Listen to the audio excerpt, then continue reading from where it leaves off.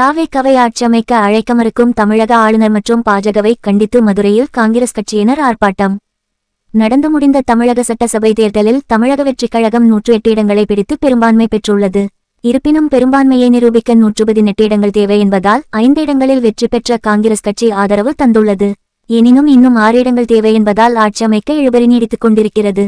மேலும் தமிழக வெற்றிக் கழகத்தை ஆட்சி அமைக்க விடாமல் தடுத்து வரும் தமிழக கவர்னரையும் பாஜகவையும் கண்டித்து தமிழகம் முழுவதும் மாவட்ட தலைநகரங்களில் காங்கிரஸ் கட்சி சார்பாக கண்டனார்ப்பாட்டம் நடைபெற்றது. அதன் ஒரு பகுதியாக மதுரை மாநகர் பகுதியில் மாநகர் மாவட்ட தலைவர் நல்லமணி தலைமையில் காங்கிரஸ் கட்சியினர் 100க்கும் மேற்பட்டோர் கண்டனார்ப்பாட்டத்தில் ஈடுபட்டனர்.